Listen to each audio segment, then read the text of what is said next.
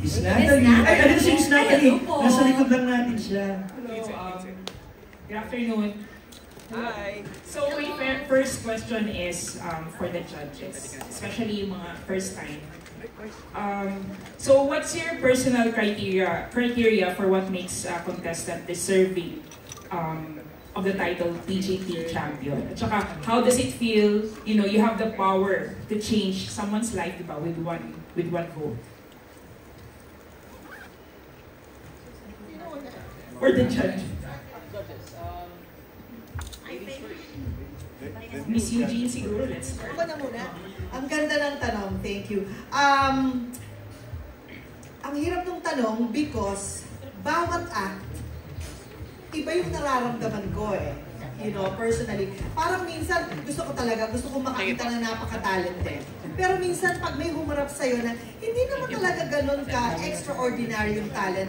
Pero grabe, sobra yung charm, sobra yung sense of humor, talagang namamagnetize yung audience. So that, in other words, I cannot really pinpoint what I am looking for.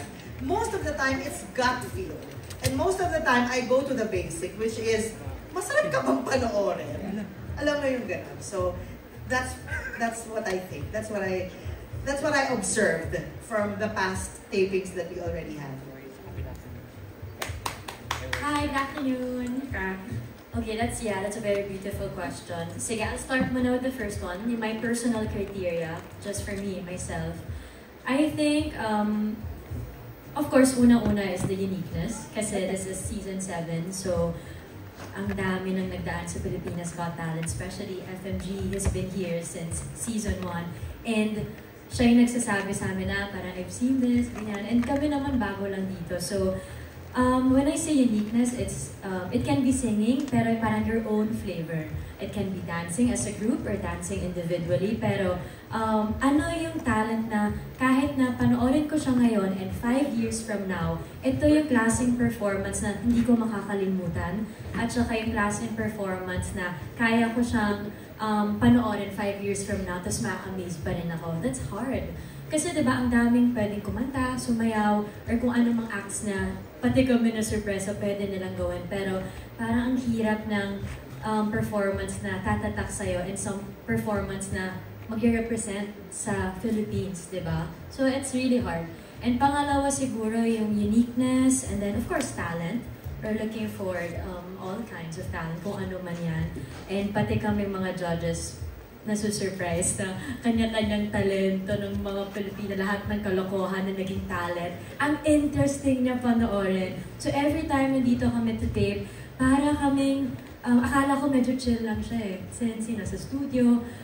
Pero it's draining, emotionally, all emotions. Parang lahat ng tao makakausap mo, and it's different when you're up there and makikita mo siya ng malapit, yung mga nag-perform. And lastly, siguro I'm looking for parang your passion, just like us artists, diba? Iba siguro, if yes, you have a talent, but it really, parang iba yung nabibigay ng fire within you, your passion. So, nararamdaman namin na if you're just doing it for the sake of winning, for the money, or if you're just doing it para mag-trending, or pinapakita mo yung talent mo because you want to showcase world-class Filipino talent, then that's different. So, for me, a unique talent, then that's a champion. So I'm looking for those 3 things. Grabe naman yun. First of all, before I answer the question, gusto ko lang sabihin, ang ganda-ganda ng trailer. First time namin mapanood yun. Diba guys, hindi pinapakita sa amin kasi gusto nila surprise. So, maraming salamat sa prod team. Congratulations guys. Nakaka-good vibes, nakaka-excite. Sobrang nakaka-excite. Alright, so to answer your question, siguro para sa akin, it's what type of performance will move the room. The type of performance na after ninyong mapanood, mag-shift yung environment. Parang ganong klaseng performance. Kasi ang dami namin nakikitang talent, and sometimes it goes beyond that eh. You look at the charisma, you look at the personality, you look at how they conduct themselves. So I think we're also looking within. Yung nakikita natin na gaano ba kalala yung fire nila. How bad do they want this? Ganun. Kasi marami din kami nakita talent na okay lang yung nakita nating fire. So, there's a lot that goes into it. And we always talk about it as judges or even with the hosts. To even answer your second question, ano yung feeling na meron kaming sort of power or say sa magiging next big thing or the winner of this contest? Of course, it's a very big responsibility. But I think because everyone here is really putting in all of their efforts to really come up with the best possible way we can fairly judge and critique all these contestants. I think the production did a good job in making sure na lahat ng sasabak dito, everyone has a fair chance. And dito, since first time ko sa PGT, dito ko lang nakita talaga na ibang klase ang talento ng Pinoy na kailangan talaga makita ng world stage. So yun yung hinahanap. Yun yung puso ng show. So, yeah, and it's been a crazy experience so far. The most intense thing is never namin malalaman kung ano ba o sino bang makita natin to walk out of this stage, and that's what makes it so cool. So just to be part of this, it's truly a blessing. Alam ko, surprisingly, ang gagaling ng mga bagong judges namin. Yes! Ako naman, I've been judging for the last 6 years and this is 7th year. Masyado na akong jaded, nakita ko ng lahat eh. So it's so difficult for me to look for that right talent that would make a difference. But definitely ako. There's only one word that will describe. Yung wow factor. Pag tinamaan ka niyan, alam mo na, eto na yun. Which they describe in so many words, no? How the room will change with Donnie, right? How it affects you. But it's really hard to judge. And these people are so nice na mabait sila sa mga talents. Na pag nando sila, nilalapitan pa nila. At sabihin, sige, umulit ka ulit, magaling ka naman eh. So I love working with these people. Well, my second question is for Robbie and Melay. May hapon, Melay. May hapon masaya. Okay, I know PBB is a lot different, pero syempre, it's still a popular show. Pero may ma-advise ba kayo sa mga contestants sa PGT? Ako ang advice ko sila, humingi sila ng advice iba. O sa akin. Ang advice ko na sa kanila is, alam mo, kapag sumali ka naman, at kahit nga nagtatrabaho ka sa araw-araw, ang gawin mo lang naman is, do your best. And God will do the rest, di ba? So, pag ginawa mo ng best mo, mano ka ba, may yes ka ba dyan, basta yung sarili mo na kontento ka, approve. Di ba? Okay na kayo sa magkaibang ano siya, magkaibang programa. Kasi doon sa isang programa na yun, kung saan kami galing ni Nela. Yes.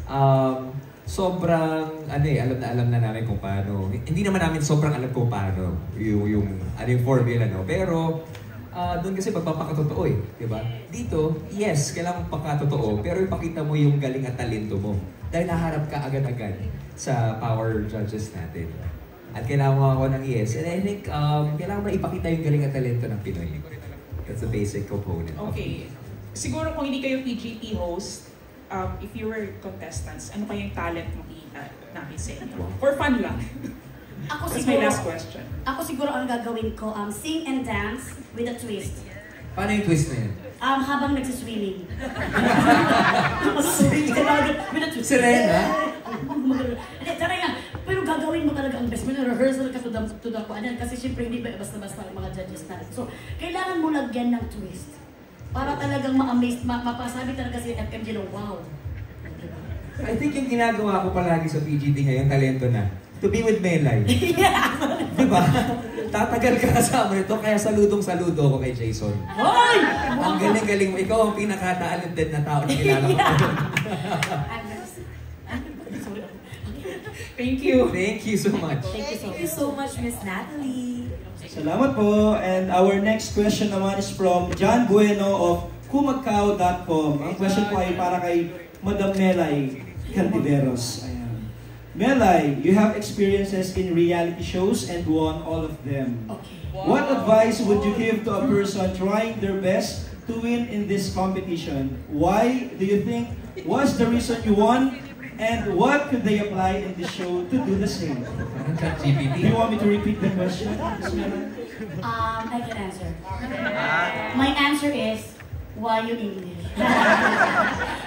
Grabe naman yung parang tanong si Kumagkaw. Ang dami naman tanong nun. Pwede kasi isa lang. Ano na sabi mo? Ano daw yun?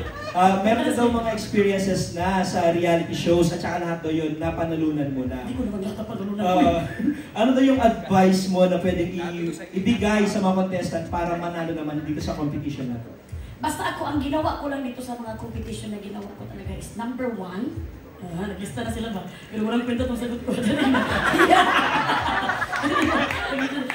Number 1 is prayer. I-pray mo talaga kung itutuloy mo ba yung decision mo na sumali ka sa contest na yan. Baka naman hindi ka fit dyan, di ba? So prayer, yung decision mo, maging decision din ni Lord. Second is practice. Kung ano yung pinasok mo, kailangan practicean mo talaga yan. Kung dancing ba yan, mag-practice ka. Hindi yung papasok ka na dyan ka na mag-dancing. Mali yan, ganyan. Number 3, hindi ako galit ha, explain na. And then, number 3, ibigay mo ang all mo sa every performance mo. Huwag kang magpatalo sa kaba at huwag kang magpatalo sa sinasabi ng iba. Pakinggan mo lang ang sarili mo. Hanggang kausapin mo ang sarili mo. So, yun ang top 3 na ginawa ko lang sa buhay ko na napagtagumpayan ko yung mga reality. Yes! 3 pieces of advice from Ma'am Shimelay. Thank you so much, ma'am. Thank you so much po. Ito naman po, next question from Inquirer from Marinel Cruz. This question is for Miss Catherine Bernardo po. So the question is, you've spoken about stepping out of your comfort zone recently. What's the bravest thing you've done for yourself? Also, what does being a woman of power mean to you? Wow. Wala siya here? That was your question! Okay, sorry, what's the first question? Let's start from there. What's the bravest thing you've done for yourself? Recently. Today. Today, the bravest thing I've done for myself. Jeez. Siguro,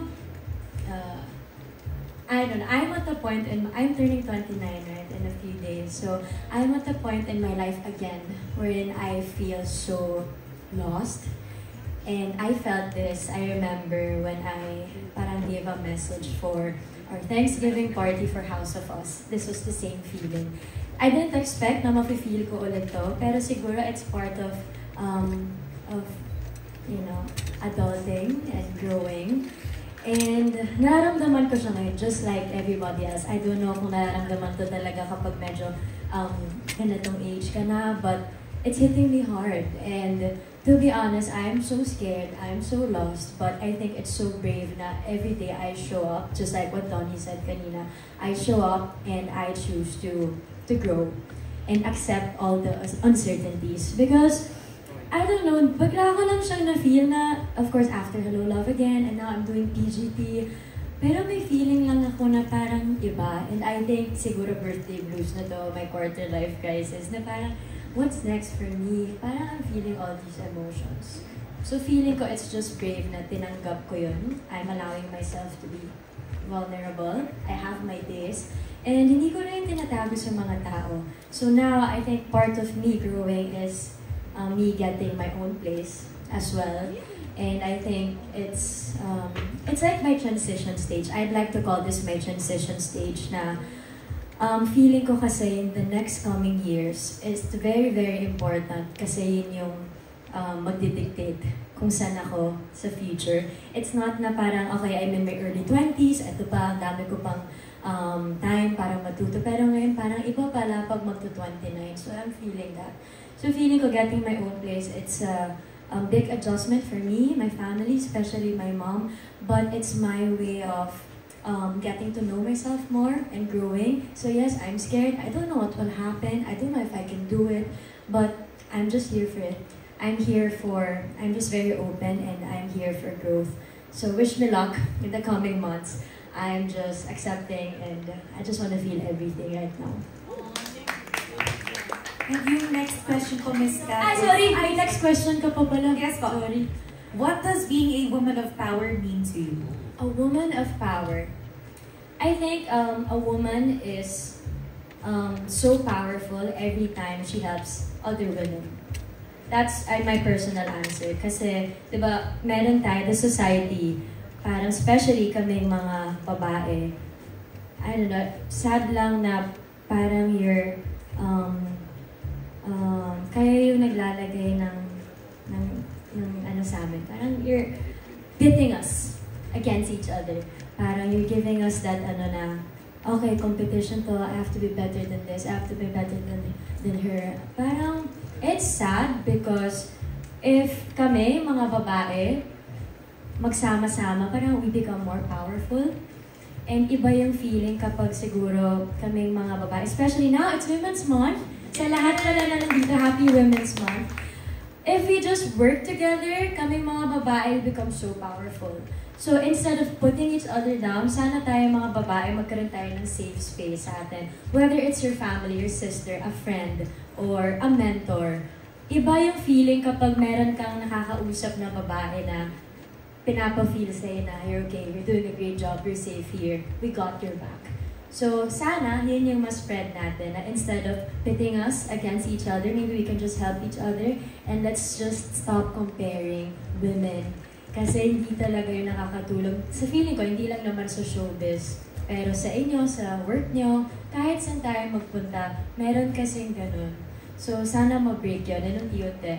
Parang don't use that to entertain people, kasi I think women deserve better. Thank you so much, Miss Catherine. Thank you.